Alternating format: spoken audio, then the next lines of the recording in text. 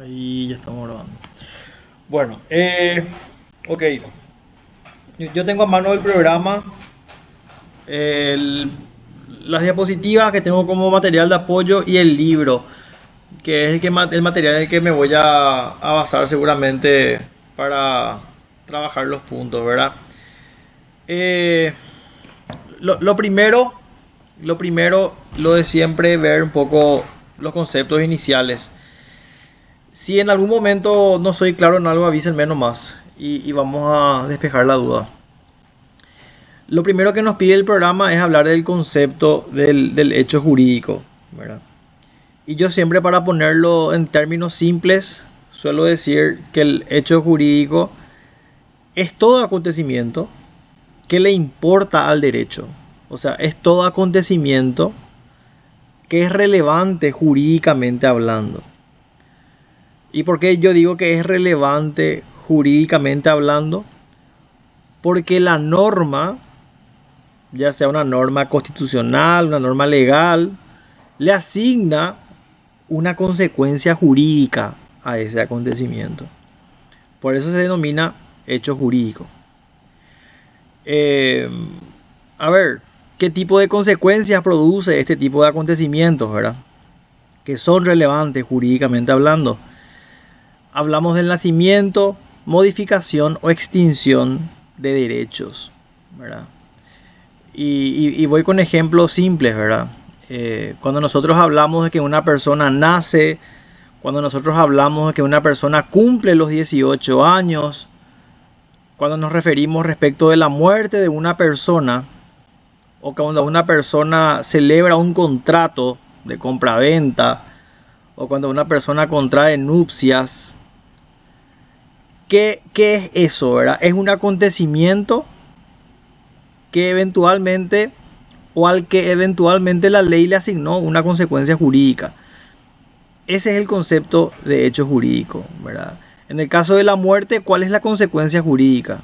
¿Verdad? La extinción de los derechos. En el caso de eventualmente cumplir 18 años, o sea, llegar a la mayoría de edad hoy, ¿cuál es la consecuencia jurídica? La modificación de los derechos, ¿verdad? Cuando hablamos de que una persona nace o cuando hablamos de un contrato que es suscripto entre dos personas, ¿cuál es la consecuencia de eso? Y a partir del nacimiento de una persona o a partir de celebrar un contrato, nacen derechos, ¿verdad? Entonces, son un poco las consecuencias en general de los hechos jurídicos, ¿verdad? Ahora bien, yo sé que decir acontecimiento de relevancia jurídica suena muy general, suena muy abarcativo. Por eso es que en el segundo punto del programa, eh, lo que un poco se hace es dividir o clasificar, mejor dicho, a los tipos de hechos jurídicos, ¿verdad? Y por un lado tenemos a los hechos naturales y por otro lado le tenemos a los hechos voluntarios, ¿verdad? ¿Y cuál es lo que es la diferencia? El hecho natural está dado por todo acontecimiento en donde no existe intervención humana. O sea, en donde la voluntad no tiene nada que ver, ¿verdad? Es un hecho que se produce sin la intervención de la mano del hombre. Eventualmente podemos hablar del nacimiento de una persona, ¿verdad? Es un hecho natural. O que una persona muera por el transcurso de la edad, por una avanzada edad, es un hecho natural, ¿verdad? Que una persona cumpla 18 años es un hecho natural. Una lluvia o un tornado que destroce una vivienda es un hecho natural, ¿verdad? La pregunta es, un tornado que arrase con una vivienda, ¿qué relevancia jurídica puede tener, ¿verdad? Y si esa casa o si esa vivienda se encuentra asegurada, eventualmente va a tener una cobertura o se activa un contrato que es la póliza de seguros, en donde la compañía se hace cargo de los daños que sufrió la vivienda como consecuencia de un evento natural, un evento climático, como el de un tornado. Solamente lo menciono a modo de ejemplo, ¿verdad? Esos son los hechos naturales, en donde no hay intervención humana, no hay voluntad de por medio, o no media la voluntad, mejor dicho. Por otro lado, tenemos los hechos que son voluntarios, ¿verdad? Los hechos jurídicos voluntarios son aquellos en donde sí hay intervención humana, en donde sí se requiere la voluntad de una persona, ¿verdad? No de un animal, no, siempre una persona, ¿verdad? ¿Y qué es lo que es persona? El concepto de persona es todo ente susceptible de adquirir derechos y contraer obligaciones, ¿verdad? Ese es el concepto de persona. Entonces, si yo celebro un contrato con Miguel o con Jorge, en donde adquiero la camioneta de Jorge, ese es un hecho voluntario, ¿verdad? Está dado por la voluntad de ambos, mi voluntad de comprar y su voluntad de venderme la camioneta. Si estoy hablando de contraer nupcias con mi novia, bueno, estoy hablando de un hecho humano que es voluntario, ¿verdad? Está dado por la voluntad de ambos, ¿verdad? Esos son los hechos voluntarios, ¿sí? En donde sí la voluntad es determinante en la producción del acontecimiento. Podemos hablar también de hechos voluntarios que son ilícitos, ¿verdad? Yo le puedo matar a una persona, disparar en la cabeza. Ese es un hecho humano voluntario. Está dado por mi voluntad dolosa, en este caso, ¿verdad?, de querer cometer homicidio. Bueno, ese es un hecho jurídico. Tiene relevancia jurídica. ¿Cuál es la consecuencia? Me voy a ir preso, eventualmente, ¿verdad? Entonces, son algunos tipos de hechos humanos voluntarios, ¿verdad? Ahora bien, hablando de otros tipos de clasificaciones de hechos jurídicos, podemos también mencionar a los hechos jurídicos que son simples y a aquellos que son complejos, ¿verdad? ¿Y cómo yo distingo un hecho simple de un hecho complejo? Y generalmente por la cantidad de acontecimientos necesarios para la producción del efecto jurídico, ¿verdad? Alejandro, ¿Qué tal, profe? ¿cómo te va? Y tranqui, discúlpame que te interrumpa. ¿Cómo Vos no? sabés que siempre a mí me confunde algo con el tema del hecho jurídico que mencionaste, voluntario, ahora que es, por ejemplo, el casarse. Sí, Em, es un hecho jurídico voluntario, sí, pero no constituye también eso un acto jurídico. claro que sí, Y por supuesto. Sí, totalmente. Y voy a aclarar, voy a decirlo en estos términos. Voy a usar una analogía. Nosotros vamos a ser todos abogados, ¿no? Y algunos de acá van a ser penalistas, van a ser civilistas, van a ser administrativistas, van a ser constitucionalistas, etcétera, ¿verdad? Pero todos en sí mismos vamos a ser abogados. Una forma de ser abogado es ser abogado penalista. Otra forma de ser abogado es ser abogado civilista. Bueno, de la misma manera, una forma de hecho jurídico es el acto jurídico. O sea, el concepto de hecho jurídico es un concepto genérico. Es como que yo diga abogado. Hecho jurídico, abogado. Es un concepto general abarcativo, no específico. En cambio, si yo digo acto jurídico, estoy diciendo abogado penalista. Estoy yendo al concepto específico del término.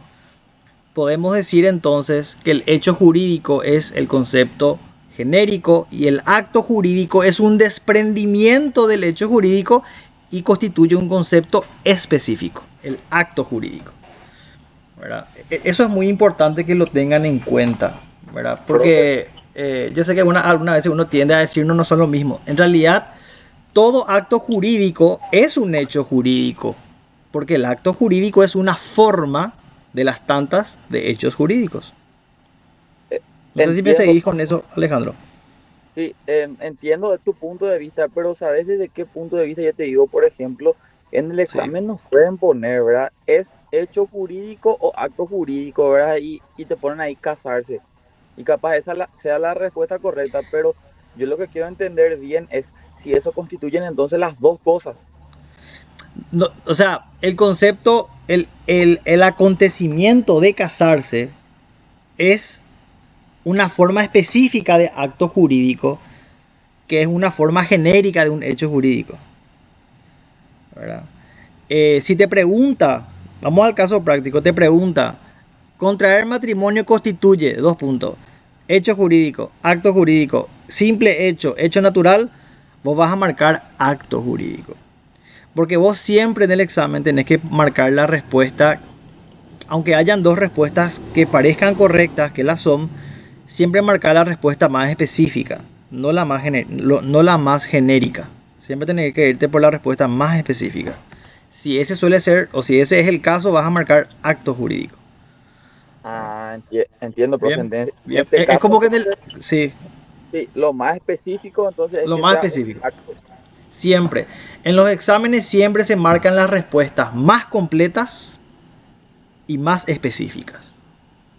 Porque a veces el profesor, depende del docente, te pone respuestas genéricas que también están bien, pero no están completas, le falta algo. Y abajo hay una respuesta que tiene todo. Entonces, esa es la más completa o la más específica. Genial, profe. Ahí ya aclaraste mi duda. Esa era mi duda Bien, existencial hasta el momento. Muchísimas perfecto, gracias, profe. Alejandro. No hay problema. Bueno, decía yo, tenemos a los hechos simples y a los hechos complejos, ¿verdad? Y esto tiene dos aristas, en realidad, si vamos a hilar más fino, ¿verdad? Los hechos simples están determinados por quizás un acontecimiento y también producen un efecto jurídico. Nacer o el nacimiento de una persona es un simple acontecimiento, uno solo, que produce en general derechos. Ese es un hecho simple. Ahora bien, si vamos a hablar de un hecho complejo, de un hecho jurídico complejo, tenemos que hablar, por ejemplo, de la celebración de un contrato o tenemos que hablar de una usucapión que vamos a ver un poco más adelante, ¿verdad? ¿Y por qué esto constituye un hecho complejo? ¿Por qué celebrar un contrato es un hecho complejo? ¿O por qué prosperar una acción de usucapión o una acción de prescripción, que es lo mismo, es un hecho complejo? Porque se requiere de la concurrencia de varios acontecimientos. Para que yo pueda celebrar un contrato con Jorge, primero que nada, debo contar con capacidad de hecho, de derecho, debe existir voluntad de mi parte y la cosa sobre la cual es objeto de contrato debe ser lícita. O sea, estamos hablando de que tienen que concurrir una serie de circunstancias para que ese hecho pueda perfeccionarse o pueda producir sus efectos. Podemos decir lo mismo del matrimonio, ¿verdad? El matrimonio es un hecho complejo, porque tiene que haber voluntad de los contrayentes, capacidad de los contrayentes, capacidad de hecho y de derecho, por supuesto, para que ese acontecimiento pueda perfeccionarse o pueda surtir sus efectos. ¿Y qué efectos produce un matrimonio? ¿Qué efectos produce un contrato de compraventa? Y no produce un solo derecho, producen una serie de consecuencias, una serie de derechos, ¿verdad? Ustedes saben, quien está casado, cuáles son los derechos y las obligaciones de un esposo o una esposa. O en el marco de una compraventa, cuáles son los derechos y las obligaciones del comprador y el vendedor. No hablamos solamente de un solo derecho, sino que de un conjunto de derechos que nacen, que emergen como consecuencia de ese vínculo jurídico que se crea o en el matrimonio o en el contrato, o al usucapir una cosa. Por eso hablamos de hechos jurídicos complejos. Son varios acontecimientos y esos acontecimientos producen varios efectos. El nacimiento de varios derechos, de varias obligaciones. Bien. Por otro lado tenemos a los hechos que son positivos y a los otros que son negativos, ¿verdad? Siempre, y esto no solamente aplica para derecho civil, el derecho romano es derecho civil, aplica para, diría yo, para todas las ramas del derecho, ¿verdad? Cuando hablamos de un hecho positivo es aquel hecho que siempre deriva de la acción, del hacer. Yo celebré un contrato, yo contraje nupcias, yo adquirí tal cosa, yo cometí homicidio. Ese es un hecho positivo, deriva del hacer, ¿verdad? Y el hecho negativo es el que deriva de la omisión, del no hacer. Y acá viene una cuestión que es muy importante. ¿Hay consecuencias jurídicas en el no hacer? Sí hay. Ustedes están estudiando Derecho Penal y ya habrán visto la figura de la omisión de auxilio, ¿verdad? La omisión de auxilio no es una cuestión en Paraguay del siglo XXI, no, es una cuestión antigua, ¿verdad? No hacer también tiene consecuencias jurídicas. El silencio, siempre que la ley así lo disponga, tiene consecuencias jurídicas. El silencio de por sí no vale para nada. Esa es la regla. Salvo que la ley sí le asigne consecuencias jurídicas. Ejemplo, cuando vos vas a contraer matrimonio frente al oficial del registro civil de las personas, seguramente él va a preguntar, ¿hay alguien que se oponga a esta unión? Y todos nos quedamos callados. Ese silencio valida de alguna forma o perfecciona de alguna forma esa solemnidad del matrimonio. O se van a acordar, hablando de derecho romano, específicamente romano 1, se van a acordar de la arrogatio o se van a acordar de la in iure cessio, en donde el tradente, en la in iure cessio, el tradente, ¿qué hacía? Se callaba, no se oponía a la reivindicación que ejercía el adquirente. ¿Quién es el tradente? El que vende. ¿Quién es el adquirente? El que compra. ¿Se acuerdan de la in iure cessio? Era esa solemnidad en la cual concurría el comprador y el vendedor ante el magistrado. ¿Y qué hacía el comprador? Reivindicaba la cosa como suya. ¿Y el comprador qué hacía? Perdón, el vendedor qué hacía? Se quedaba callado. Como el vendedor se quedaba callado ante la reivindicación que ejercía el comprador, el magistrado interpretaba el silencio del vendedor como una no oposición, o sea, que estaba de acuerdo, que no se oponía. En esos casos, el silencio sí tiene efectos jurídicos. Entonces los hechos negativos, los hechos jurídicos negativos, están dados por el no hacer algo. Ejemplo, el silencio. Después tenemos a los hechos constitutivos, impeditivos y extintivos, ¿verdad? Cuando yo hablo de un hecho constitutivo, me estoy refiriendo a un hecho que eventualmente produce el nacimiento de un vínculo. Voy a ser un poco recurrente con el ejemplo de la compraventa, ¿verdad? O cuando yo me voy a Banco Itaú a solicitar un préstamo, ¿qué firmo? Una solicitud o un contrato de crédito.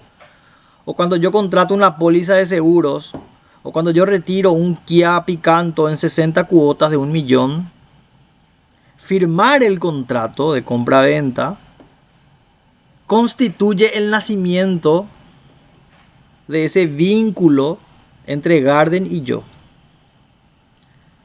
Eso es un hecho constitutivo. En eso consiste un hecho constitutivo. Es un acontecimiento que da nacimiento a un vínculo entre dos o más personas.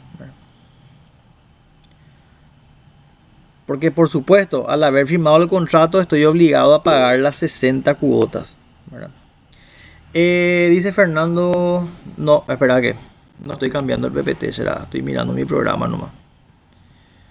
Vamos a... Acá estoy. Espera que... acá estoy. Ese es el hecho constitutivo.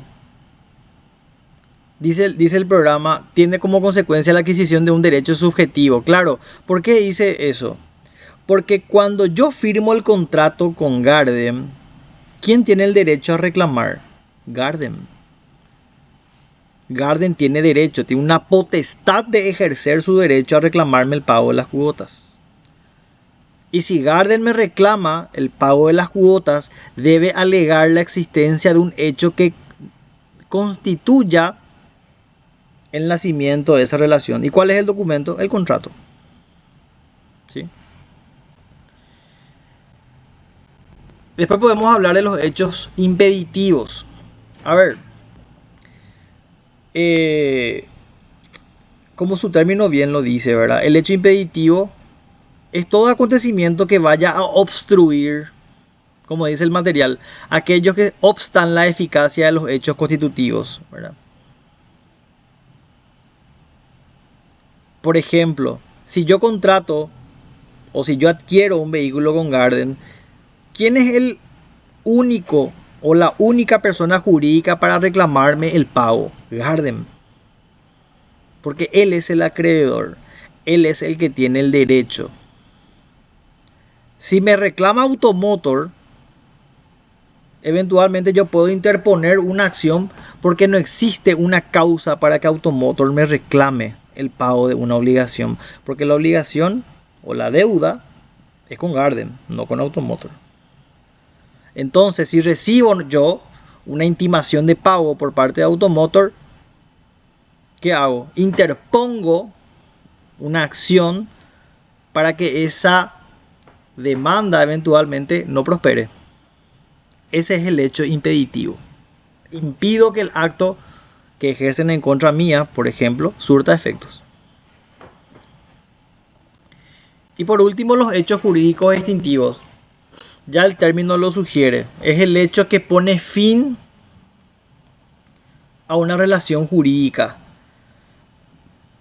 El divorcio. Pagar la cuota 60 de 60 de tu Kia Picanto.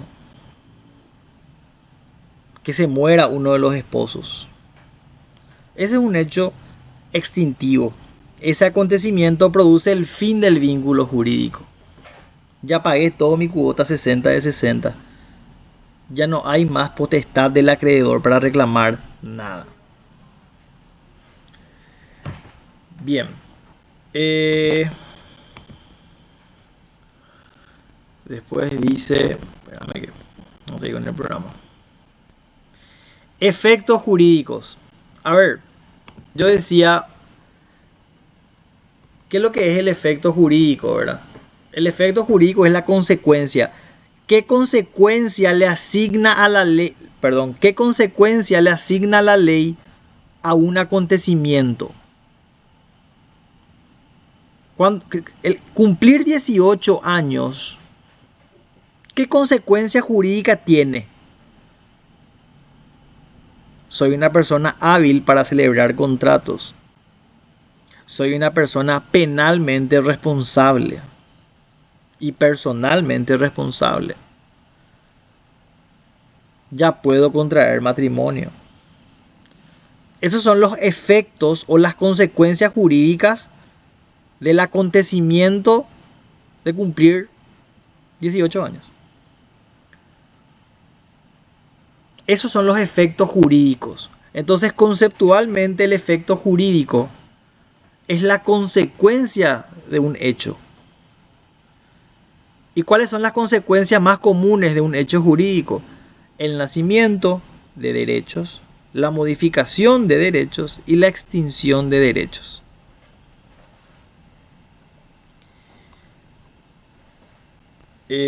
Hasta acá me siguen. No sé si hay preguntas. Sí, profe. Te seguimos. Bueno.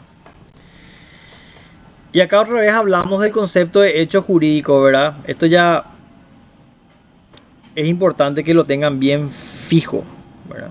Porque siempre el hecho jurídico va a ser un acontecimiento susceptible de producir consecuencias jurídicas. ¿Cuáles son las consecuencias jurídicas?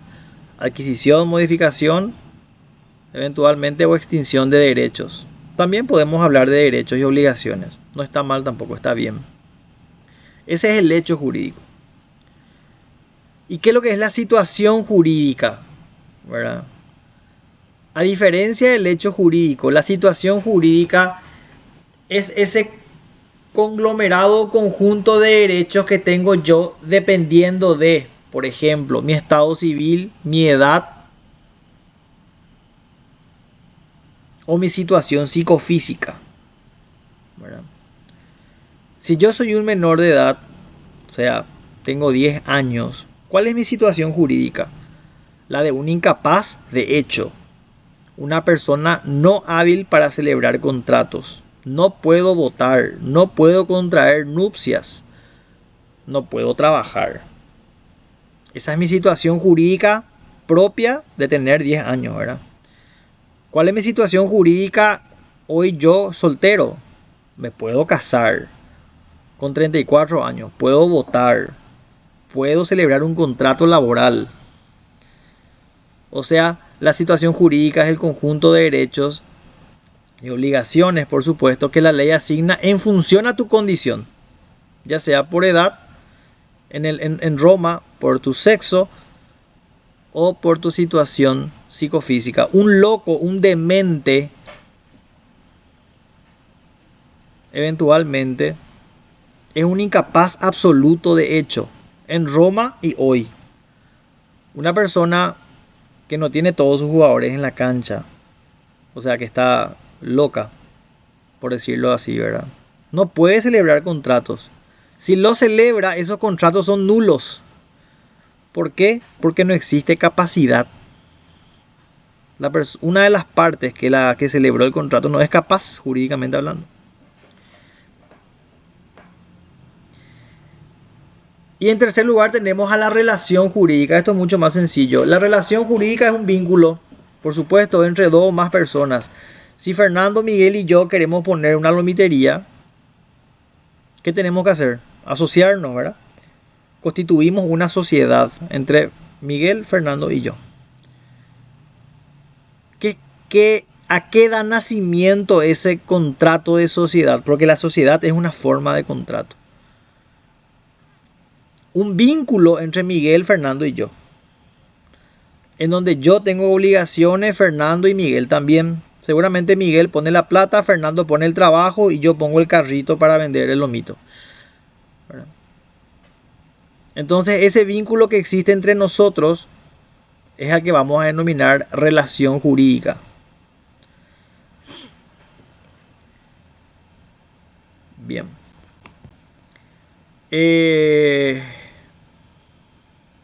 Y por último tenemos el estado de dependencia, ¿verdad? El estado de dependencia, y tenemos que dar un paso hacia atrás, ¿verdad? Y nuevamente trabajar sobre el concepto del hecho jurídico. ¿Qué es un hecho jurídico? Es un acontecimiento que produce efectos o consecuencias jurídicas. En general, todos los acontecimientos producen inmediatamente efectos jurídicos. Pero no es una regla.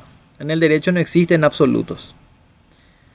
Existen acontecimientos previstos en la norma que no producen inmediatamente sus efectos jurídicos. Entonces es como que existe un espacio de tiempo entre la ocurrencia del acontecimiento y la producción del efecto. Tolérenme el ejemplo. Si yo le clavo con un cuchillo a Fernando, inmediatamente Fernando va a decir ¡ay! El efecto es inmediato. Ese es el concepto general del hecho jurídico. Inmediatamente produce sus efectos. Pero si yo choco el auto de Fernando y nos vamos a un juicio civil por daños, Fernando recién va a tener derecho a cobrar una indemnización, quizás en 6 meses, en un año.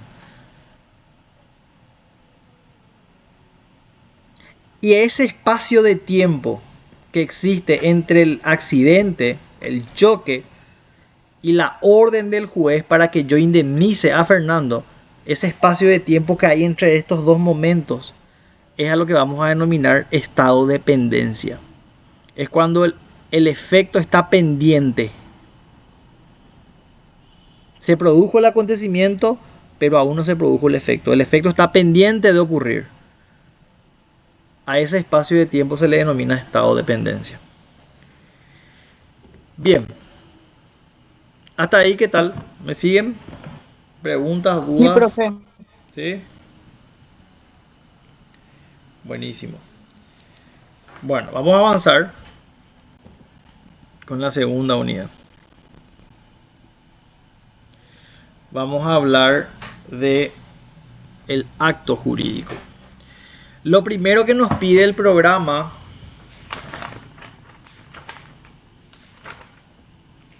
son los caracteres del acto jurídico, ¿verdad? Pero yo, antes de entrar en los caracteres del acto jurídico,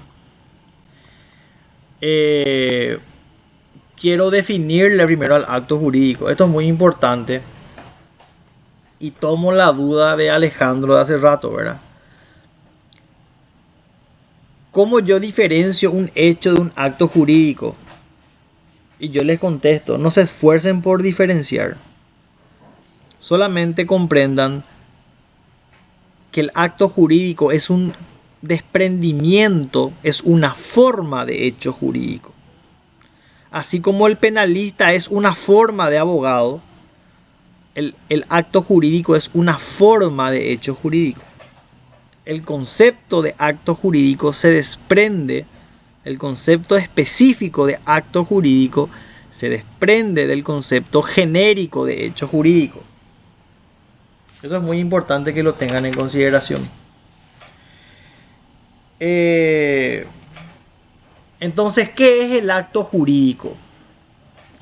El acto jurídico, y recuerden siempre esto, porque les va a servir, es todo hecho humano, voluntario, lícito, susceptibles de producir consecuencias jurídicas. Recuerden siempre eso. El acto jurídico es todo hecho humano, voluntario, lícito, susceptible o que busca producir inmediatamente consecuencias jurídicas. ¿Y cuáles son las consecuencias jurídicas que produce un acto jurídico? Nacimiento, modificación, transferencia, conservación o extinción de derechos y obligaciones. Cuando yo le vendo mi camioneta a Jorge o a Miguel a través de un contrato, el cual cuenta con una escritura de transferencia, ese acto jurídico, o cuál es la consecuencia jurídica de ese acto jurídico, que los derechos de lo que fue mi camioneta o de lo que fue la camioneta de Miguel pasan a mí, se transfieren. Ese es el concepto de acto jurídico. Hecho humano, voluntario, lícito. Siempre el acto jurídico va a ser un hecho humano. Siempre el acto jurídico va a ser voluntario. Nunca va a ser involuntario. Siempre el acto jurídico va a ser lícito. Nunca un acto jurídico puede ser ilícito. Recuerden siempre eso.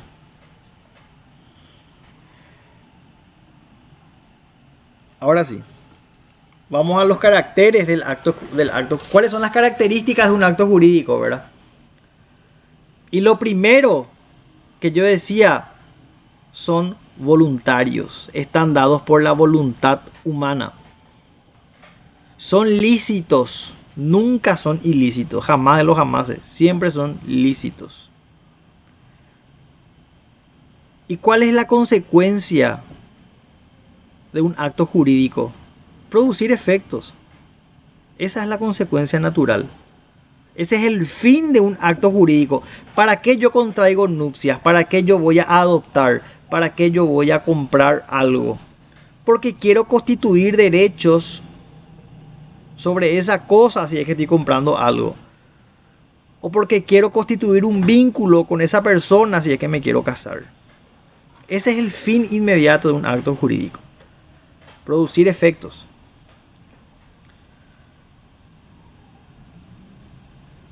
Y así como los hechos jurídicos, que es un concepto genérico en sí mismo, los actos jurídicos pueden devenir de la acción o de la omisión también.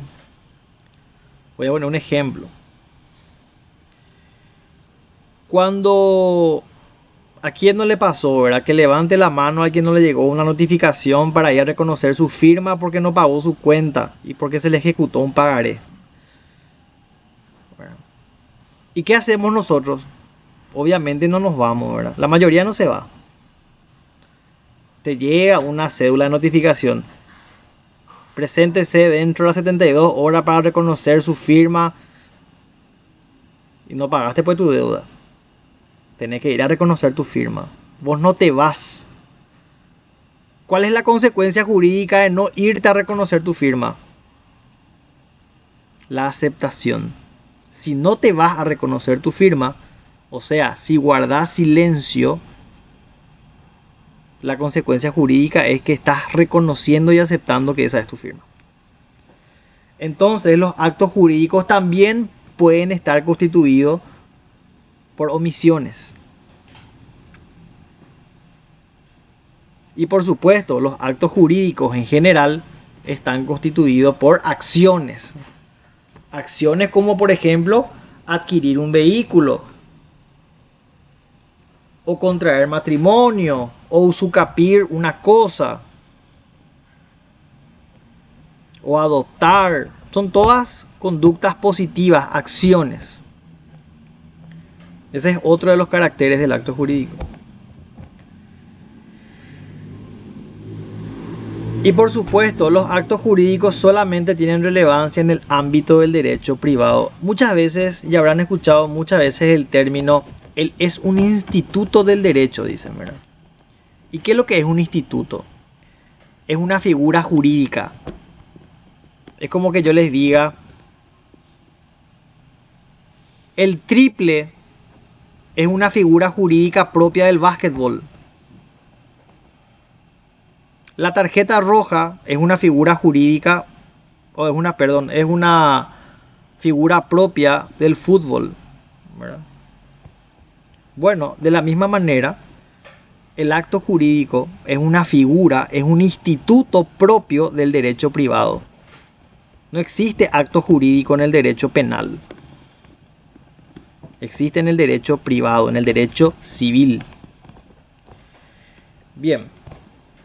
Estos son los caracteres del acto jurídico.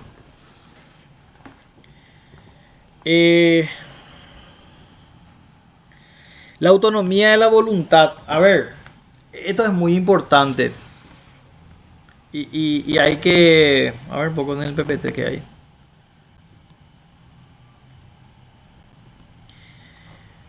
A ver, la ley o la norma en general, ¿qué es lo que hace? ¿O qué es lo que hace el jurista, ¿verdad? El jurisconsulto. Lo que hace es plasmar en un cuerpo legal todos los tipos de relaciones jurídicas que pueden darse y asignarles consecuencias jurídicas. La pregunta ¿es posible prever y regular todas las formas de relaciones que pueden haber entre las personas? La respuesta es no.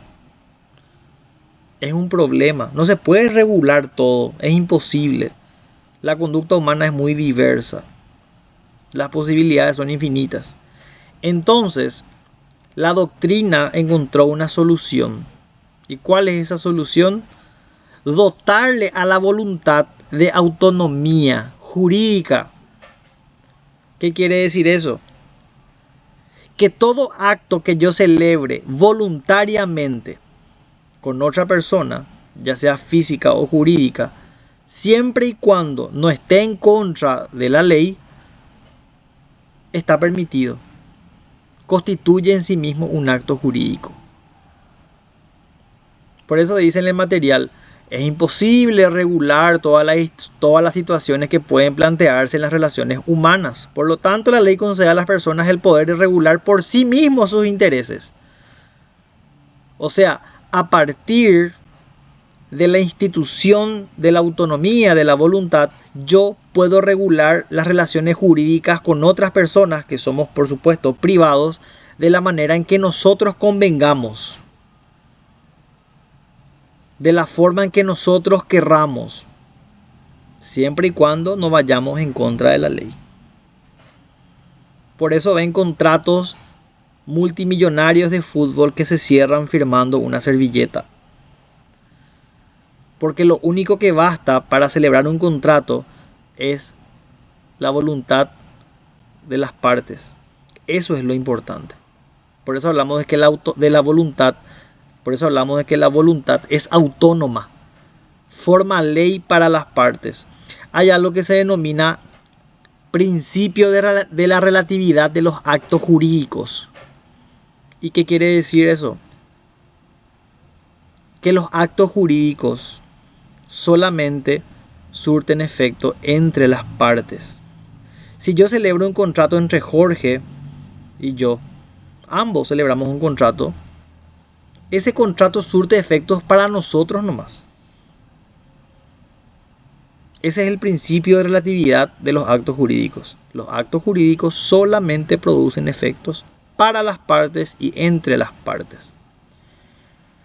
Bien.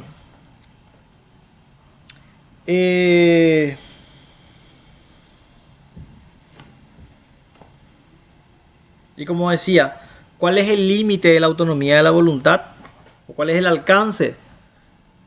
El orden público, las buenas costumbres, ¿verdad? Yo no puedo celebrar un contrato de provisión de fentanilo y demandarle después a mi proveedor porque no me entregó la cantidad que decía que me iba a entregar. ¿Por qué? Porque el fentanilo es eventualmente un objeto ilícito, prohibido por la ley.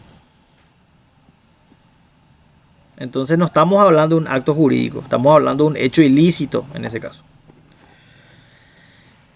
Bien. A ver un poco.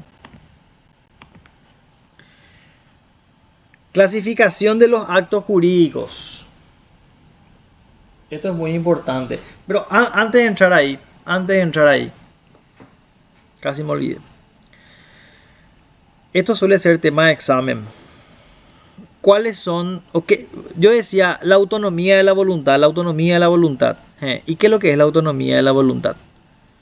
Es la capacidad que poseen las personas de autodeterminarse y poder regular por sí mismas sus relaciones jurídicas con otras personas. Eso es autonomía de la voluntad.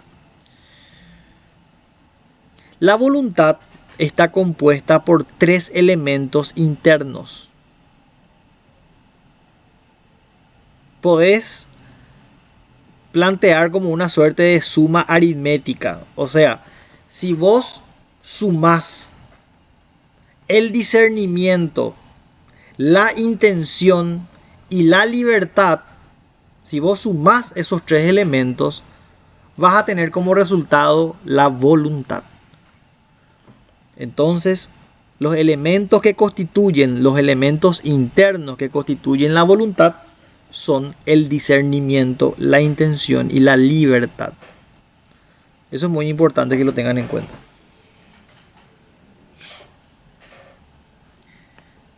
Porque suele ser tema de examen. Y yo decía, son elementos internos de la voluntad. Discernimiento, intención y libertad. ¿Y cuáles son los elementos externos de la voluntad? Porque hay un adagio romano que dice voluntas in mente retenta, voluntas non est, dice, ¿verdad? O sea, la voluntad que tengo en mi cabeza no es voluntad. No sirve de nada lo que tengo en mi fuero íntimo, en mi cabeza. Tengo que expresar externamente esa voluntad. La voluntad interna, la voluntad no expresada, no sirve de nada. La voluntad adquiere relevancia jurídica cuando es exteriorizada. ¿Y cómo se exterioriza la voluntad? De 3 maneras. De forma expresa, cuando firmo, por ejemplo, ¿verdad? O cuando digo sí acepto, por ejemplo, ¿verdad? Eso es expresa. Cuando yo firmo mi contrato de trabajo, cuando digo sí acepto, esa es una forma expresa de manifestar mi voluntad. La otra es, o la segunda forma de expresar mi voluntad o de manifestar mi voluntad, es a través de la forma tácita. O sea, no oponerme. Guardar silencio. ¿Se acuerdan que yo les decía al inicio de esta unidad?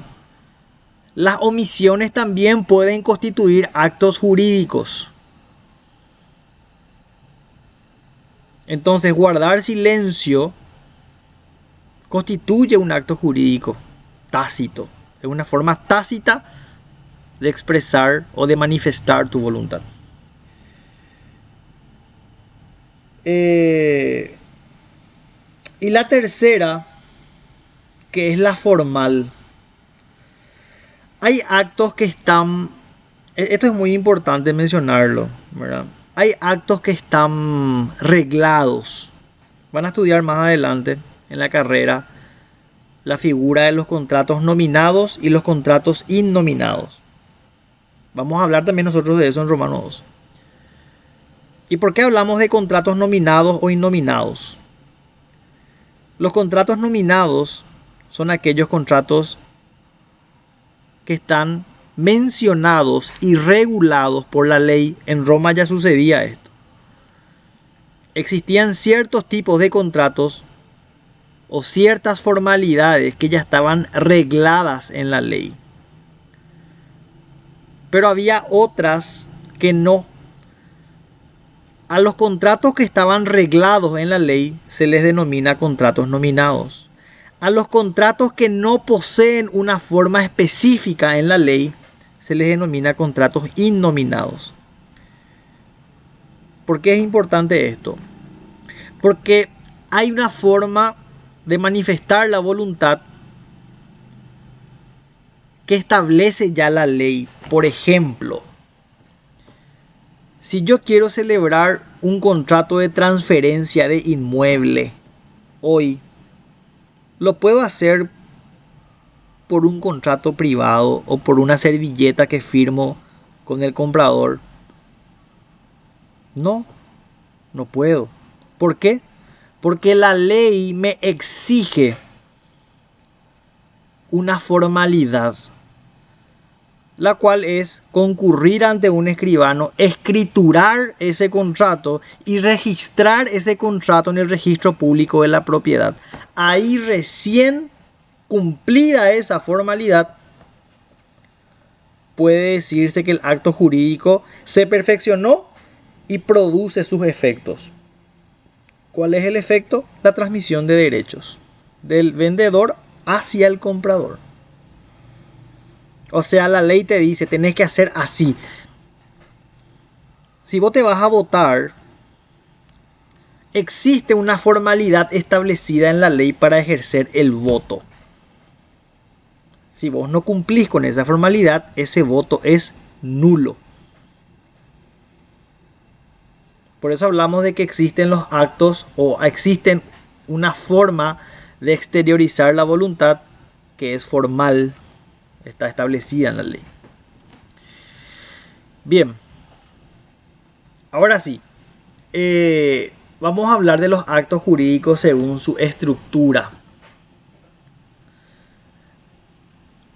Yo decía, ¿qué son los actos jurídicos? Por definición, son hechos humanos voluntarios lícitos que tienen por fin inmediato producir consecuencias jurídicas. ¿Qué consecuencias jurídicas? Nacimiento, modificación, transmisión, extinción de derechos y obligaciones. Y si yo celebro un contrato con Miguel, ¿qué se genera? Un vínculo entre Miguel y yo. Ahora bien, si ese vínculo que se generó entre Miguel y yo solamente establece obligaciones para mí o solamente requiere de mi voluntad para perfeccionarse, estamos hablando de un acto jurídico unilateral. Por ejemplo, una donación. La donación es un acto jurídico unilateral. Si yo le quiero donar 1 millón de guaraníes a Miguel, solo basta que yo quiera. Si yo quiero donar la Teletón en noviembre, solo basta que yo transfiera el dinero para que ese acto de donación surta todos sus efectos. Cuando una sola voluntad es la necesaria para perfeccionar el acto es unilateral. Ahora bien, si son necesarias dos voluntades o la voluntad de ambas partes para perfeccionar el acto va a ser bilateral. El matrimonio, la compraventa, la locación o el alquiler, el arrendamiento, el contrato de crédito. Si yo quiero quitar un préstamo de Itaú, Itaú me tiene que querer prestar y yo tengo que querer acceder al crédito. El matrimonio requiere la voluntad de los contrayentes, de ambos, no de uno solo. Por eso es bilateral. Se necesitan dos voluntades para perfeccionar el acto. Por otro lado tenemos a los actos que son plurilaterales. ¿Por qué son plurilaterales? Porque son necesarias más de dos voluntades. El contrato de sociedad. Miguel, Jorge y yo queremos abrir una lomitería. Queremos constituir una sociedad, Lomilitos S.A. Pues bien, ese contrato de sociedad entre los tres se perfecciona a partir de que los tres firmamos ese contrato y constituimos ese vínculo jurídico. Y es necesaria la voluntad de los tres para que esa sociedad tenga vida jurídicamente hablando. Por eso es plurilateral. ¿Me siguen hasta acá? No sé si...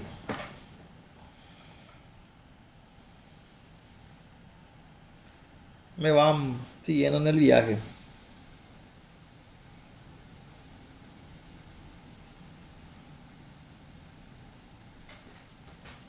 Bueno, Sí, profe. ok. Después tenemos a los actos jurídicos simples y complejos. De vuelta, el acto jurídico simple es aquel acto que produce un solo efecto. Y el complejo es el que eventualmente requiere de varios acontecimientos y produce varios efectos, ¿verdad? El ejemplo clásico en los actos jurídicos complejos es la usucapión. ¿Y qué es lo que es usucapir? Es constituir un derecho sobre algo como producto del transcurso del tiempo. Nunca escucharon, en civil personas ya habrán dado la figura del matrimonio aparente. ¿Y qué es lo que es el matrimonio aparente? O la unión de hecho. Es cuando dos personas están juntas por más de X cantidad de años. O sea, el vínculo continuado con algo o con alguien genera derechos. Si yo poseo un inmueble, poseo un animal por X cantidad de tiempo, la ley me dice que yo puedo constituir un derecho sobre esa cosa que estoy poseyendo. Y en vez de constituir posesión, ahora puedo constituir un derecho de propiedad sobre esa cosa. Eso es usucapir. Un ejemplo clásico de acto jurídico complejo. Bien. Después tenemos a los actos jurídicos intervivos y mortis causa. Esto es súper sencillo. Los intervivos son los actos que se generan o producen sus efectos entre personas, por supuesto, vivas. No requiere la muerte de nadie. Entre vivos. La mayoría de los actos jurídicos son entre vivos. Y los actos jurídicos mortis causa son los actos jurídicos que producen sus efectos o se perfeccionan con la muerte de alguien. Generalmente le llamamos causante. Si yo dejo un testamento hoy, 23 de julio, ese testamento hoy no produce ningún efecto. Es válido, por supuesto que sí, ¿verdad? Siempre que cumpla con las formalidades que la ley prevé para un testamento. El testamento es válido, pero recién va a producir sus efectos cuando yo deje de vivir. Esos son los actos jurídicos mortis causa. Bien. Por otro lado tenemos a los actos jurídicos formales y a los actos jurídicos no formales. Y yo les decía hace rato, la ley a algún tipo o algunos tipos de actos jurídicos les asigna una forma específica. En Roma, por ejemplo, si vos querías constituir propiedad sobre una cosa, ¿y qué es lo que es cosa? Es todo objeto material susceptible de valor patrimonial. Eso es cosa. Si vos querías constituir propiedad sobre una cosa, ¿cómo hacías? A través de una mancipatio o una mancipatio o a través de una in iure cessio. Igualito que hoy es. Si yo quiero constituir propiedad sobre la camioneta de Jorge, ¿lo puedo hacer por contrato privado? No, no puedo. De ninguna manera. Yo no puedo constituir propiedad sobre una cosa por contrato privado. Jamás. La forma que la ley prevé hoy para constituir propiedad sobre una camioneta, por ejemplo, es la escritura pública.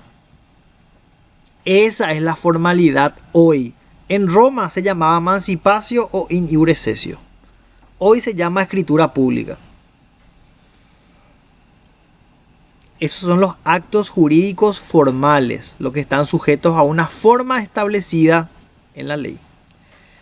Los actos jurídicos no formales son aquellos actos que son dejados a la autonomía de la voluntad. ¿Se acuerdan que les dije? No se pueden prever todos los tipos de actos jurídicos que la persona puede realizar.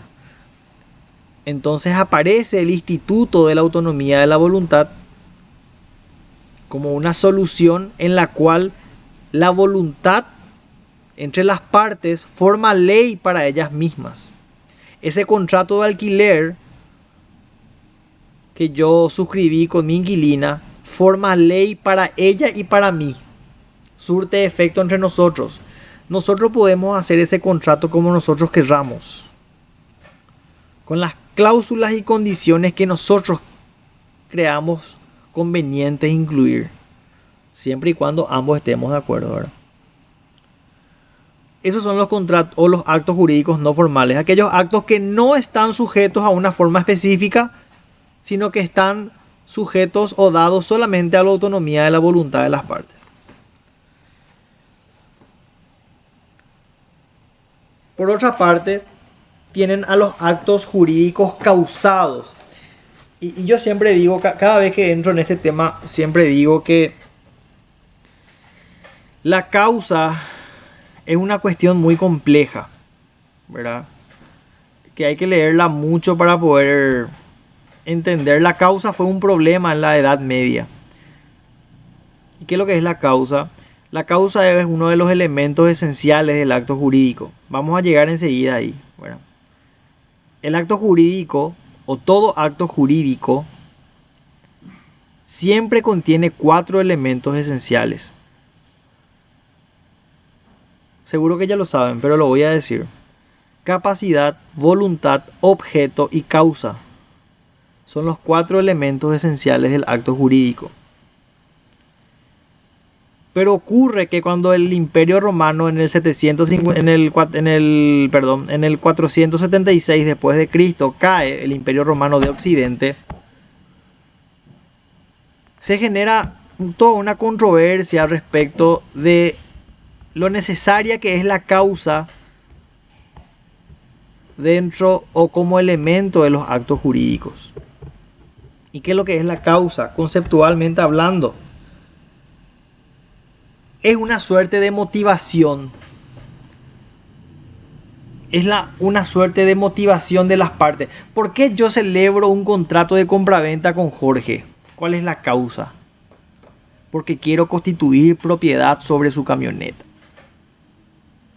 para los romanos sí o sí debía existir una causa en todo acto jurídico. Pero luego, en la Edad Media, se prescindió de la causa. Hoy, el Código Civil paraguayo, si ustedes buscan, van a encontrar que la causa ya no forma parte de los elementos esenciales de los actos jurídicos. Hoy la causa no tiene nada que ver. Pero fue toda una discusión de varios siglos respecto de cuán necesaria o no es la causa. Pero al fin y al cabo, los actos jurídicos causados son aquellos actos en donde sí se reconoce una causa.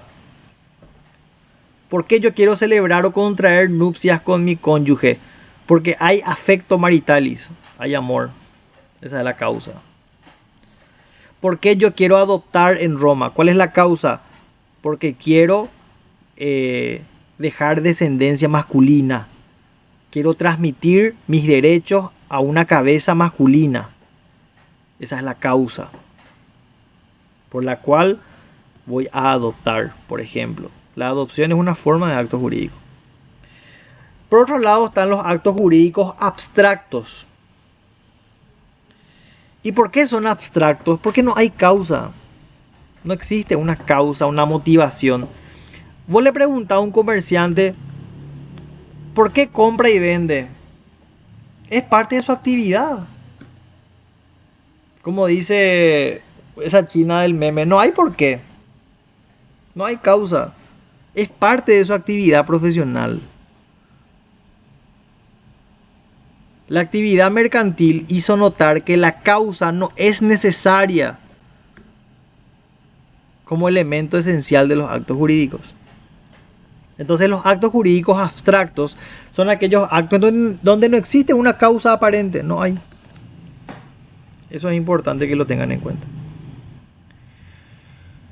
Bueno.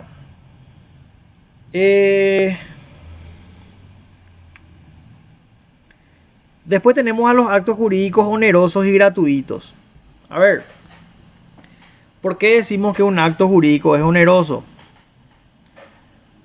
Porque existe eventualmente prestaciones recíprocas en el marco de ese acto jurídico. ¿Y qué quiere decir prestaciones recíprocas? Yo te doy algo a vos y vos me das algo a mí. Yo te entregué la plata, vos me entregaste la camioneta. Existe una prestación, que es la plata, y una contraprestación, que es la camioneta. A eso se le denomina prestaciones recíprocas. Cuando existen prestaciones recíprocas, cuando ambas partes dan algo, el acto jurídico es oneroso. Si yo le pago a un abogado para que me asesore, yo le doy dinero y el abogado me da asesoramiento. Bueno, esa es una actividad o un acto oneroso. El acto jurídico es gratuito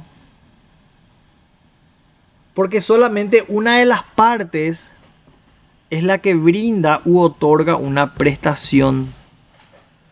Yo le giré plata a Teletón en noviembre porque quería contribuir con la causa. Yo no recibo nada a cambio. Teletón no está obligada a darme nada a mí. Ese es el acto gratuito, en donde solamente una de las partes es la que realiza la prestación. Por otro lado tenemos a los actos jurídicos, y esta ya es otra forma de clasificación. A los actos jurídicos de disposición, de administración y de conservación. A ver, existe una infinidad de formas de actos jurídicos que yo puedo realizar. Yo puedo comprar, puedo vender, puedo alquilar, puedo contratarle a un albañil para que venga a restaurarme la casa. O sea, existe una infinidad de vínculos o de formas de relaciones jurídicas que puedo celebrar o que puedo constituir. Pues bien, cuando ese acto jurídico constituye una fluctuación económica. O sea, cuando hablamos de un acto jurídico en donde existe variación patrimonial, ejemplo, compra-venta, estamos hablando de un acto jurídico de disposición. ¿Por qué de disposición? Porque yo estoy disponiendo de una cosa. Yo me dedico a comprar y vender autos. ¿Qué estoy haciendo? Adquiriendo y vendiendo. Adquiriendo y vendiendo. Existe fluctuación y variación patrimonial. Esos son los actos jurídicos de disposición. El patrimonio puede subir o puede bajar. En segundo lugar, tenemos a los actos jurídicos que son de administración, en donde estos tipos de actos jurídicos tienen por objeto eventualmente mantener un patrimonio en general. Cuando un sojero o un ganadero realiza actos jurídicos, lo que busca es no que su patrimonio disminuya, sino que lo que busca es por lo menos mantener o cuanto menos ganar un poco. Esos son los actos jurídicos de administración. No hay esa fluctuación patrimonial como en los actos de disposición. Y por último tenemos a los actos jurídicos de conservación. Acá lo único que se pretende es mantener el valor patrimonial, mantener el valor de la cosa. Yo tengo una propiedad que tiene cierto valor y realizo trabajos para que esa propiedad no pierda su valor. Ejemplo, una restauración, ¿verdad? Esos son los actos jurídicos de conservación. Esto todo desde el plano patrimonial, ¿verdad? De una mirada patrimonial. Bien.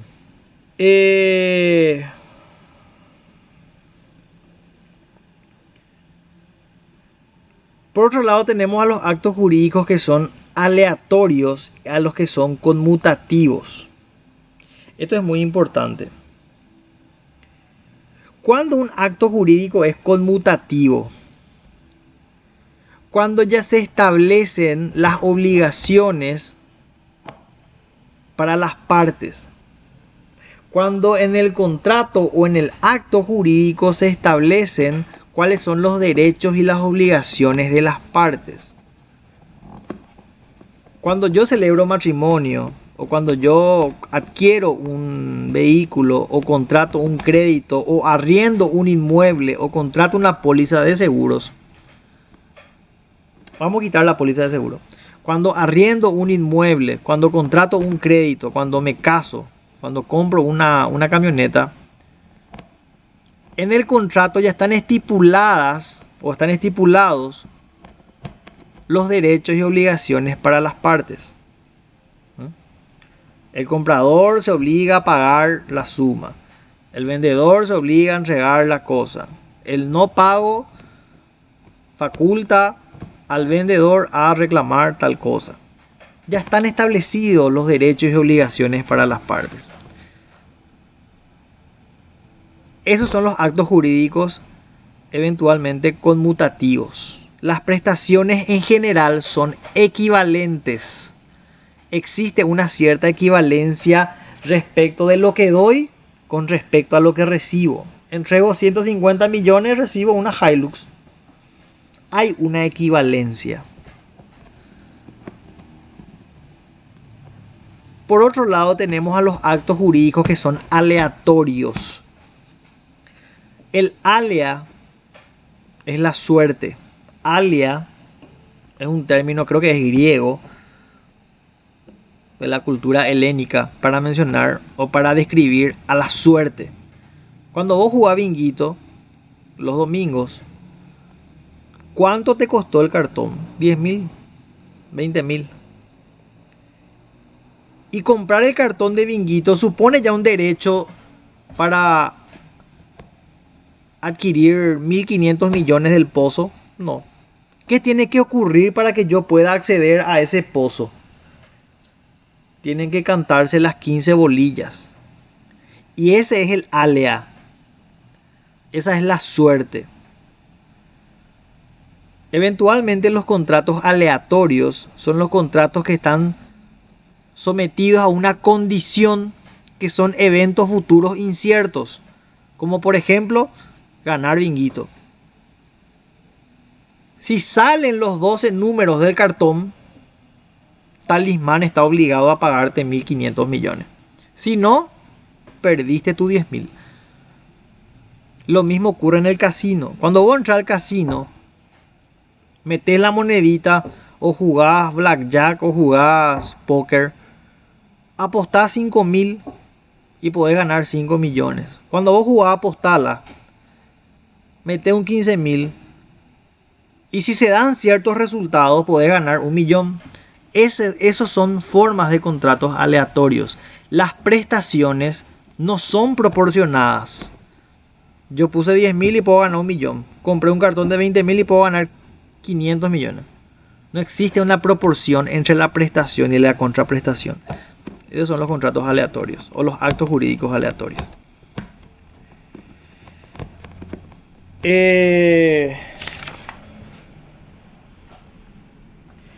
Y por último, la distinción entre acto y negocio jurídico. A ver, yo decía, ¿cuáles son los elementos esenciales de un acto jurídico? La capacidad, la voluntad, el objeto y la causa. Esos son los elementos esenciales del acto jurídico. ¿Y cuál es el concepto de acto jurídico? Todo hecho humano, voluntario, lícito que tiene por finalidad producir consecuencias jurídicas. ¿Y cuál es el concepto de negocio jurídico? Es el mismo. No hay diferencias conceptualmente entre acto jurídico y negocio jurídico.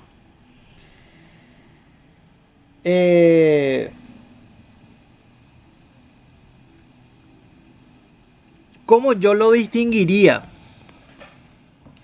Generalmente el acto jurídico, vamos a hablar de la práctica, ¿verdad? Generalmente el acto jurídico pone énfasis en la relación jurídica.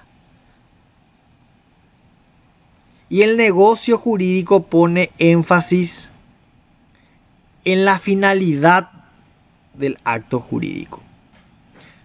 Por ejemplo, si yo quiero constituir propiedad sobre una camioneta, eso es un acto jurídico, claro. El contrato es un vehículo jurídicamente hablando, es un medio idóneo jurídicamente hablando para que yo pueda constituir propiedad sobre ese rodado, sobre ese automóvil, sobre esa camioneta. Desde el punto de vista de la finalidad, eso es un negocio jurídico. Yo utilicé nomás como un medio el contrato. ¿Pero con qué finalidad? No porque quería celebrar el contrato, porque quería constituir propiedad sobre la camioneta. Desde ese plano de la finalidad, eso es un negocio jurídico. En cambio, desde el plano de la relación que se crea entre Garden y yo, eso es un acto jurídico. Pero para no marearles, es la misma cosa. El concepto es el mismo, los elementos esenciales son los mismos. De hecho, nuestro Código Civil no hace una distinción. Entonces no se preocupen, son lo mismo. Bueno, con eso cerramos esta unidad 2. ¿Preguntas, consultas? ¿Hasta acá?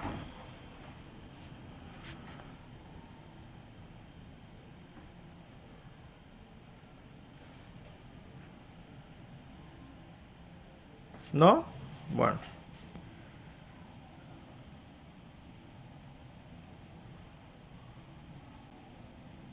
Vamos a continuar.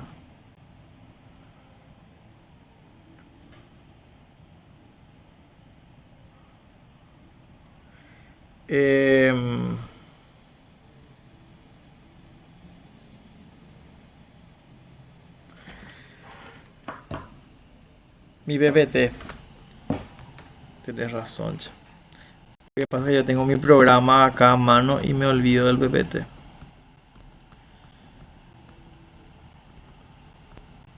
Vimos todito esto. Bueno. Ok. Vamos a la unidad 3. La unidad 3 dice estructura del acto jurídico. Los presupuestos del acto jurídico. Cuando nosotros hablamos de presupuestos o hablamos de elementos esenciales, estamos hablando de la misma cosa. Yo ya les anticipaba en la unidad anterior.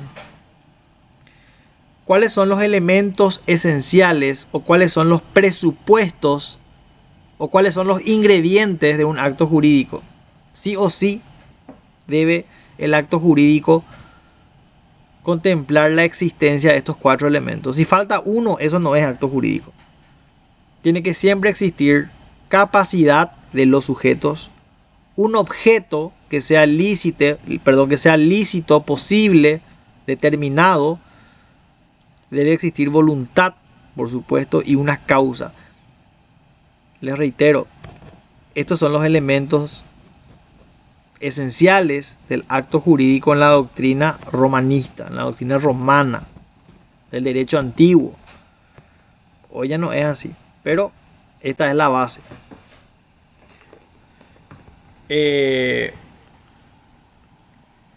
Cuando nosotros hablamos de capacidad, espera que voy a avanzar con mi PPT, si no me voy a olvidar. Cuando nosotros hablamos de capacidad, ¿de qué es lo que estamos hablando? Estamos hablando de la aptitud legal, aptitud con P, de la aptitud legal de un sujeto para contraer derechos y obligaciones, o para ejercer derechos y contraer obligaciones eventualmente.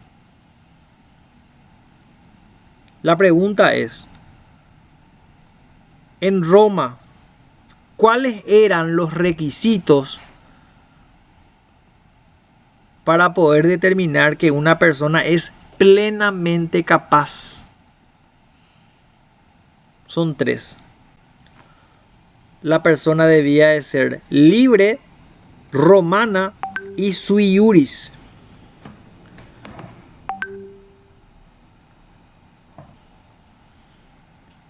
Son las 3 condiciones que debía reunir una persona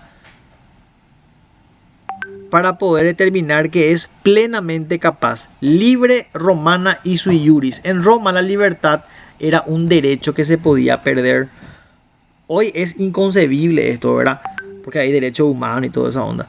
Pero antes, en Roma, sí se podía perder la libertad. No era un derecho garantizado para todos.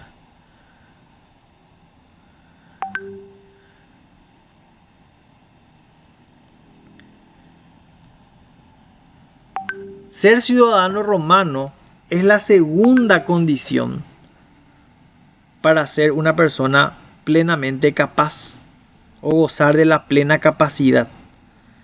Y lo tercero es ser sui iuris, o sea, ser cabeza de familia. En Romano 1 estudiaron status libertatis, status civitatis, status familia. Son los 3 estatus lo que determinan la plena capacidad de hecho y de derecho. Esas son las personas hábiles para poder celebrar contratos. Ahora bien, ¿qué es capacidad de hecho? Esto es muy importante. La capacidad de hecho es la capacidad de poder ejercer un derecho por vos mismo. Eso es capacidad de hecho. Es esa aptitud, esa capacidad subjetiva que tenés de ejercer un derecho. Y la capacidad de derecho es, por supuesto, ser susceptible de tener derechos. Nosotros nomás lo tenemos muy normalizado porque todos tenemos derecho a todo. Pero en Roma existían personas que no tenían derechos. Eran los esclavos.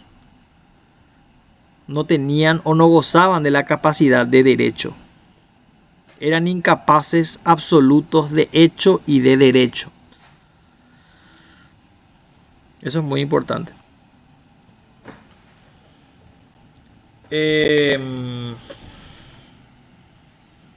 A ver, eso es capacidad. Vamos ahora a la incapacidad, ¿verdad? ¿Qué es lo que es incapacidad? Incapacidad es justamente todo lo contrario, ¿verdad? Es esa imposibilidad o es la falta de aptitud, como dice el material. En el caso de la incapacidad de derecho, para ser titular de un derecho. Los esclavos, como yo les mencionaba,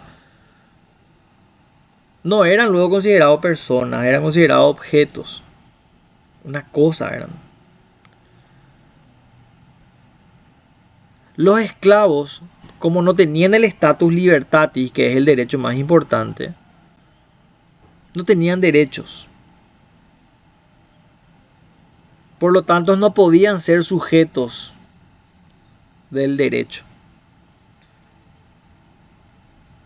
Por eso eran incapaces absolutos de derecho. Eso ya no existe. Ya no existe la incapacidad absoluta de derecho.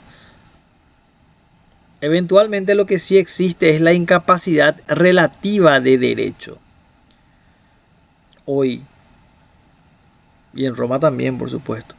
¿Y qué es la incapacidad relativa de derechos? Son ciertas prohibiciones. Hoy, por ejemplo, si yo estoy casado, ¿me puedo casar estando casado? No, no puedo. Está prohibido. Pero yo tengo derecho a casarme y soy hábil porque tengo más de 18. Pero está prohibido. El derecho civil lo prohíbe. Esa es una incapacidad relativa de derecho. Son ciertas, por eso es relativa, son ciertas prohibiciones, no absolutas, ciertas prohibiciones respecto a ciertas cosas. Si yo soy el tutor de Jorge, yo no puedo adquirir los bienes de Jorge, porque yo represento sus derechos, no puedo. Si a mí Jorge me da un poder general hoy, yo soy su abogado y me da un poder general amplio sobre todos sus bienes, ¿yo me puedo donar sus bienes a mí mismo? No, no puedo. Está prohibido por la ley. Esa falta de derechos puntuales sobre algunas cuestiones particulares es a lo que se le denomina incapacidad de derecho relativa. Ahora bien, cuando hablamos de incapacidad de hecho, hablamos de incapacidad de hacer, de ejercer un derecho. No de tener el derecho, sino que de ejercerlo. Vos el derecho ya lo tenés, solamente que no lo podés ejercer. La incapacidad de hecho en Roma estaba determinada en función a tu edad o a tu sexo o a tu condición psicofísica. En Roma, si eras mujer, eras incapaz de hecho. Sí o sí debía haber un hombre que represente tus derechos y actúe en nombre tuyo. En Roma se llamaba la tutela perpetua de la mujer, se llamaba en Roma eso.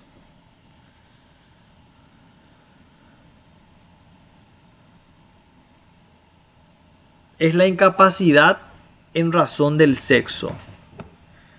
Por otro lado, tenemos a la incapacidad en razón de la edad. Así como hoy existe una ley que es la 2169/03, creo que es. Por ahí si quieren pueden googlear.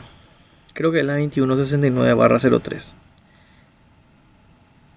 Establece que toda persona de entre 0 y 13 años es un niño o una niña. Toda persona entre 14 a 17 es un adolescente. Y toda persona mayor de 18 es un mayor de edad. Eso dice hoy la ley 2169/03. En Roma, el Código Civil decía que toda persona de entre 0 y 7 años es un infante menor, o sea, es un incapaz absoluto de hecho. Todo hombre de entre 0 y 7 años es un infante menor, incapaz absoluto de hecho. Y todo hombre entre 7 y 14 años en Roma era un infante mayor, o sea, era un incapaz relativo de hecho.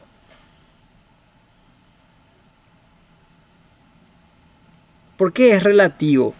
Porque existían algunas prohibiciones que sopesaban todavía respecto de este infante mayor. Estaba próximo a la pubertad, pero todavía había algunas prohibiciones respecto de él. Le voy a dar un ejemplo, por ahí a lo que le gusta el fútbol, ¿verdad? ¿Cómo es que Lamine Yamal está jugando con 16, con 17 años de edad? ¿Por qué él está jugando? ¿Cómo es que él puede celebrar un contrato con el Barcelona y juega para la selección de España y gana plata y hace todo lo que hace, ¿verdad? Si él es un menor, es un incapaz relativo de hecho. Bueno, ciertos actos jurídicos los puede celebrar con la autorización de sus padres. No lo puede hacer por sí solo. Necesita que sus tutores o sus padres autoricen eso. Ocurre lo mismo hoy. Cuando ustedes quieren ir a quitar su licencia de conducir, lo pueden hacer ya con 17 años o con 16 años. Solamente necesitan la autorización de sus padres. Hoy vos te podés casar con 16 o con 17 años. Lo podés hacer siempre que cuentes con la autorización de tus padres. Si no, no te podés casar. O sea, estoy hablando de ciertas prohibiciones para ejercer derechos por vos mismo. A eso vamos a denominarle incapacidad relativa, de hecho. Y por otro lado tenemos a las incapacidades que están dadas respecto de tus capacidades psicofísicas o de tus aptitudes psicofísicas. Los locos, los dementes, por supuesto que son incapaces absolutos de hecho. No pueden celebrar ningún tipo de contratos ni son hábiles jurídicamente hablando para actuar por ellos mismos, en representación de ellos mismos. No lo pueden hacer. Necesitan de un curador que los represente, que los asista. Lo mismo ocurre para los pródigos. ¿Quiénes son los pródigos? Hoy se les conoce como fallidos. Son los que quiebran empresas, no tienen la capacidad para administrar un patrimonio. Esos son los fallidos. Hoy se les conoce como fallidos. En Roma se les conocía como pródigos. Los que dilapidan bienes. Los malgastadores, ya chupé.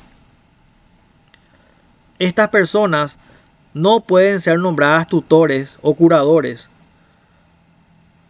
en razón a esta condición de mal administrador.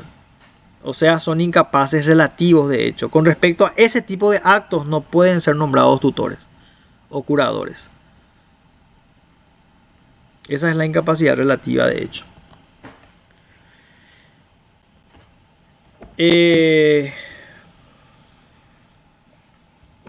Eso respecto de la capacidad.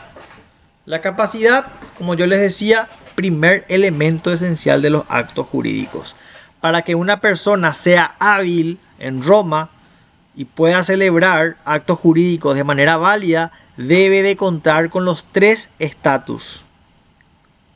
Ser una persona libre, romana y sui iuris. Ahora vamos al objeto. Segundo elemento esencial de los actos jurídicos. ¿Qué es lo que es el objeto? el objeto puede estar constituido por el interés de las partes o por los derechos que se constituyen producto de ese vínculo o por la cosa que es de interés de las partes. Ambos elementos pueden constituir el objeto de un acto jurídico. O sea, podemos hablar por un lado de las prestaciones y de la cosa. Estas dos constituyen el objeto de los actos jurídicos. Como dice el ejemplo del material, ¿verdad?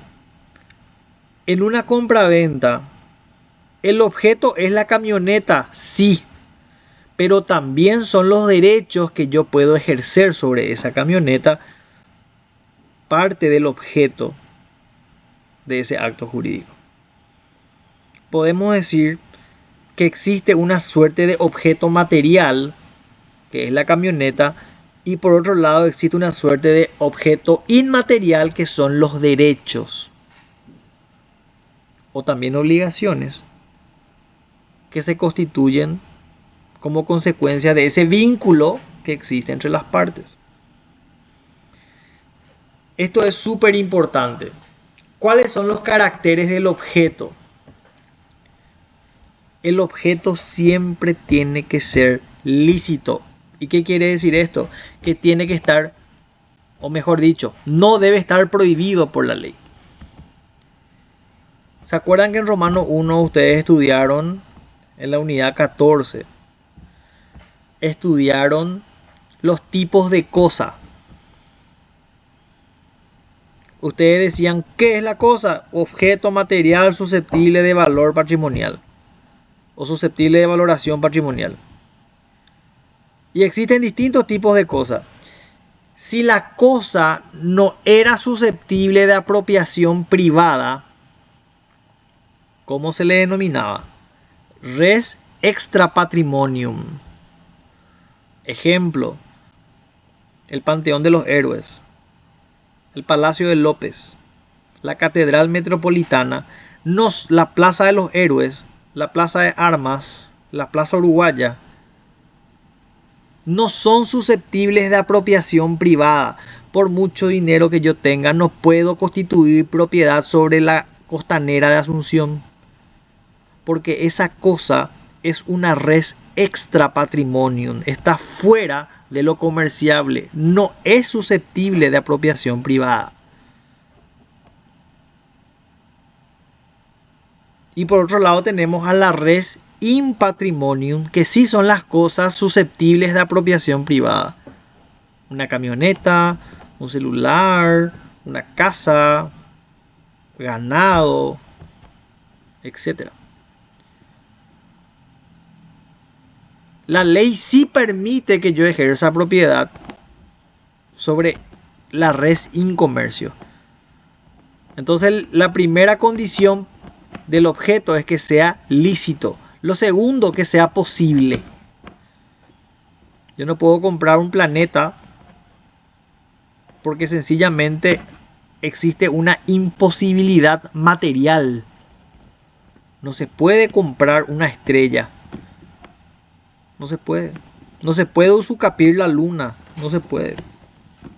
Materialmente es imposible. Tampoco puedo prendar un inmueble. ¿Alguien sabe por qué no puedo prendar un inmueble?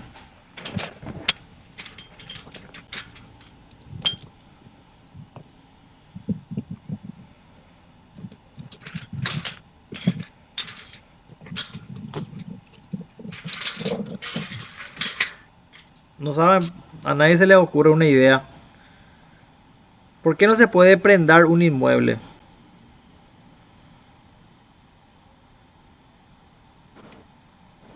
Porque en la prenda la posesión se va al acreedor. Bien, por eso. Porque la prenda se ejerce sobre cosas muebles. Así mismo es. La prenda exige el desplazamiento de la cosa. Esa es la prenda común, ¿verdad? Después van a estudiar la prenda con registro, que es otra cosa. Pero la prenda común exige que, ¿qué es la prenda? Una garantía. Que esa garantía, que esa prenda esté en poder del acreedor. El inmueble no se puede desplazar. Yo no puedo mover un terreno. Por lo tanto, en los inmuebles se hipotecan y las cosas muebles se prendan. Yo no puedo hipotecar una cosa mueble ni puedo prendar un inmueble. A eso se refiere la imposibilidad jurídica. Eso es muy importante. Y tercera condición, que el objeto sea determinado o al menos determinable. ¿Qué es un objeto determinado? Un caballo de nombre, de color, de tantos años. 5 kilos de arroz. 2 toneladas de trigo. 5 litros de vino tinto. Bueno, ese es el objeto determinado. Un auto marca Toyota Vitz año 2001. Chasis tanto. Eso es un objeto determinado. Una cosecha futura. Compro una cosecha del año de diciembre del 2025. Es algo al menos determinable. Lo que nunca un objeto puede ser es indeterminado. Yo no puedo poner en el contrato de transmisión de propiedad un inmueble ubicado en Asunción. Tengo que poner un inmueble ubicado en Asunción con cuenta corriente catastral, finca, geolocalizado en estas coordenadas, con tales dimensiones de frente y de fondo. Ahí estoy individualizando y estoy determinando el objeto. Pero si yo pongo un inmueble, ¿y de dónde? ¿Verdad? El objeto nunca puede ser indeterminado. Idealmente determinado o al menos determinable. Estos son los 3 requisitos. No se olviden. El objeto tiene que ser lícito, posible, determinado o cuanto menos determinable. Se puede ejercer o se puede celebrar un acto jurídico o se puede constituir como objeto un acto jurídico una cosa futura. Sí se puede. Se puede. Lo que no se puede constituir como acto jurídico es una herencia futura. Yo no puedo vender una herencia futura. ¿Por qué no puedo vender una herencia futura? Porque tengo que esperar que muera el causante para poder ejercer propiedad sobre la herencia. Si el causante no murió, la herencia sigue siendo del causante. Para que la herencia pueda pasar a mi propiedad, tiene que morir el causante y yo tengo que ser parte de su testamento. Y ahí recién puedo disponer de la herencia. Pero mientras él siga vivo, no. Eso es muy importante. No se pueden celebrar actos jurídicos o disponer de herencias futuras bajo ningún término.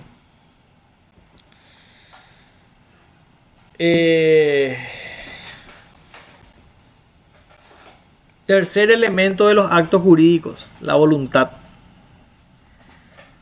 Acuérdense los 3 elementos internos de la voluntad: discernimiento, intención y libertad. Son los 3 elementos de la voluntad. Elementos internos. Todo acto jurídico, siempre, en todo momento y en todo lugar, debe contar con este elemento esencial, el de la voluntad.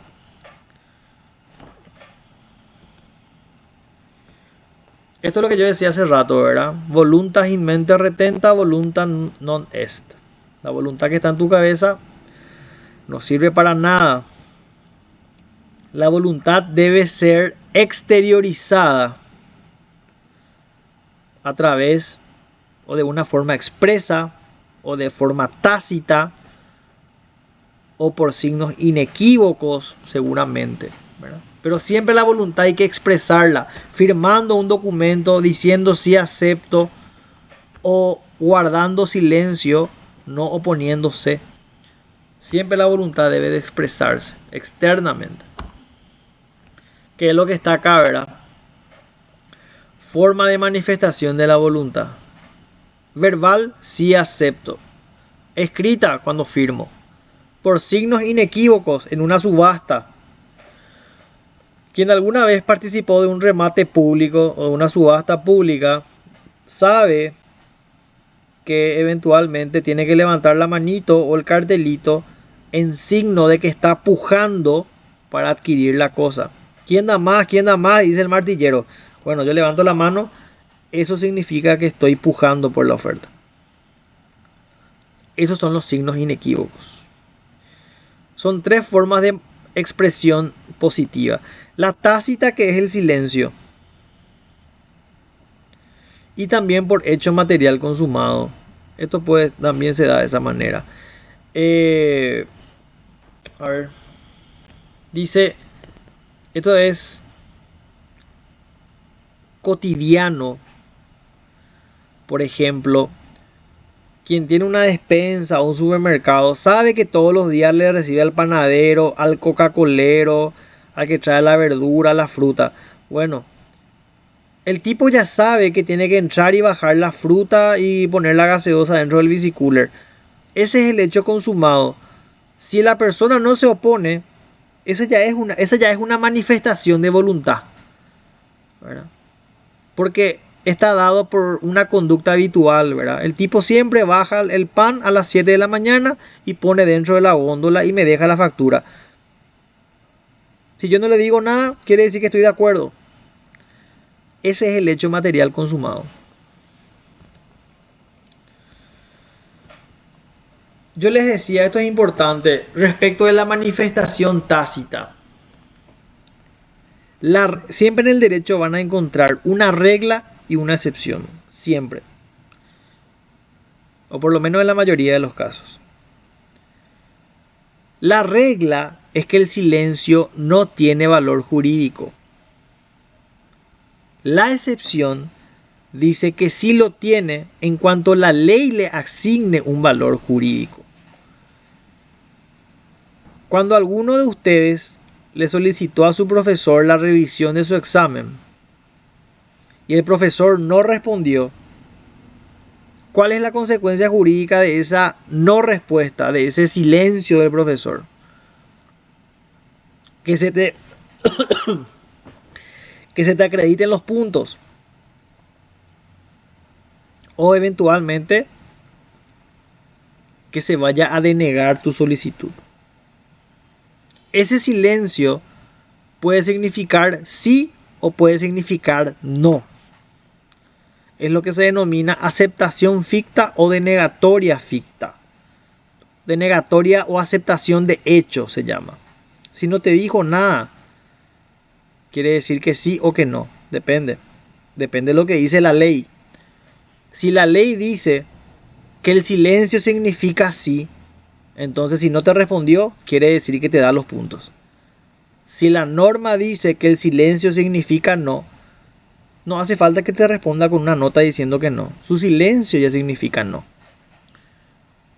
Entonces el silencio no tiene valor jurídico por regla, pero por excepción sí, cuando la ley le atribuye un valor jurídico.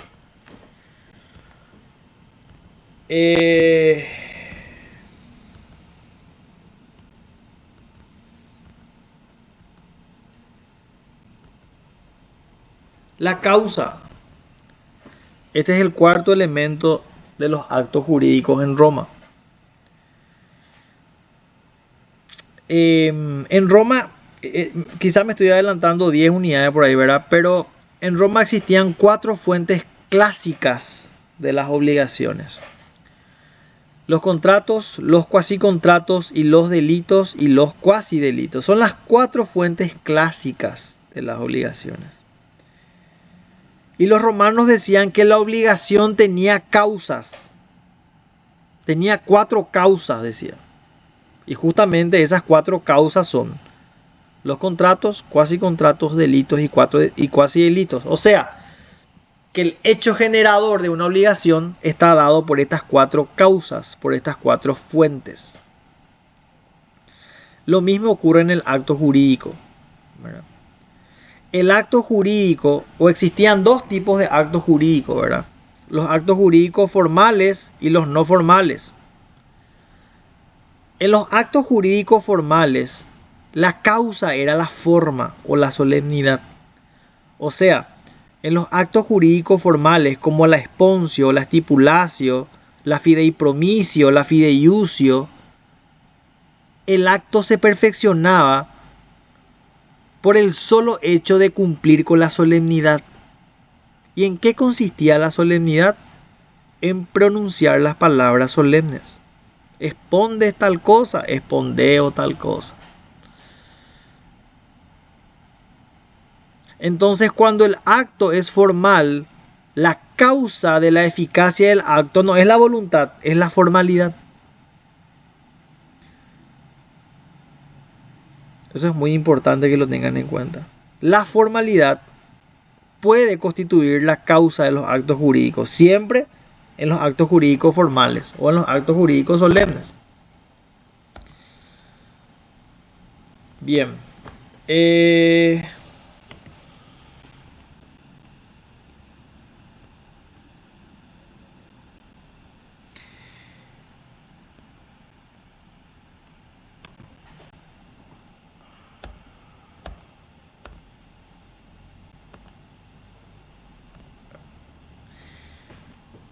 Y por último, los elementos accidentales.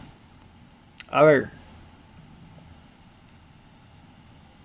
tenemos que decir que existen tres tipos de elementos que conforman los actos jurídicos.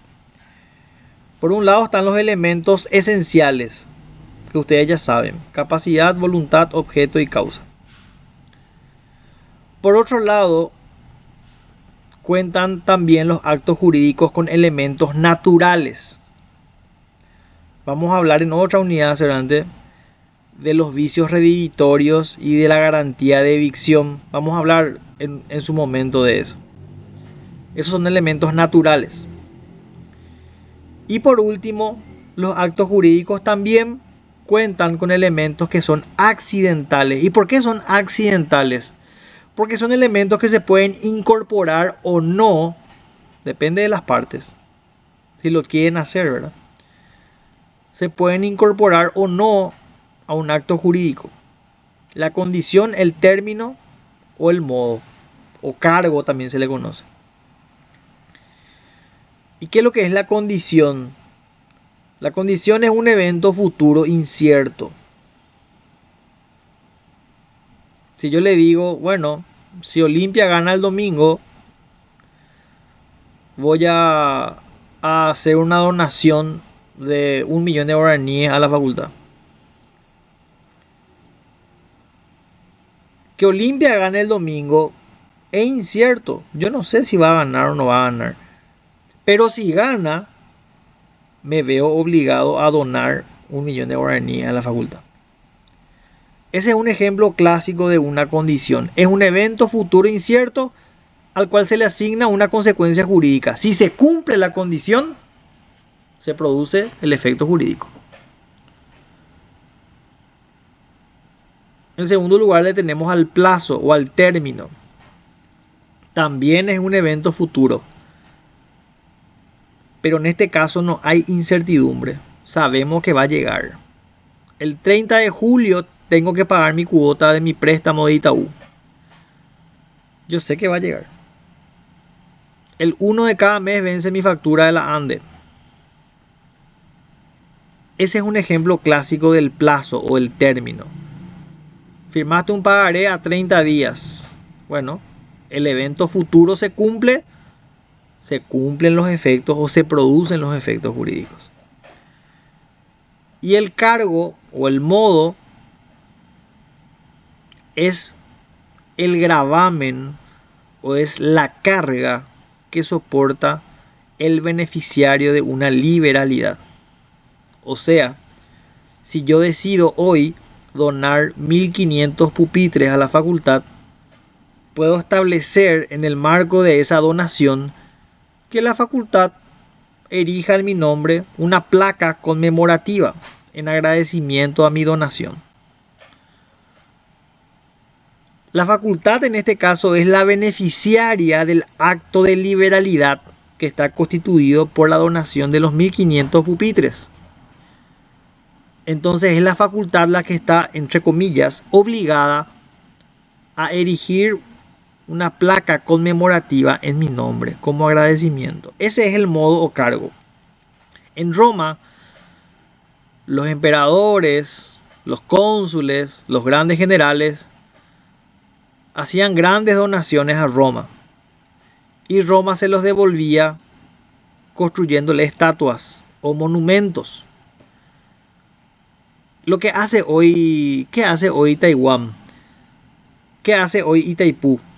Compra 50 patrulleras y pone donado por Itaipú. ¿Qué hace hoy Taiwán? Dona un sanatorio, un hospital y pone ahí el cuadrito de esto fue donado por Taiwán. Bueno, ese es el modo o cargo. Es la obligación del Estado paraguayo en conmemorar o en constituir una placa de agradecimiento al gobierno de Taiwán que hizo la donación. Ese es el modo o cargo.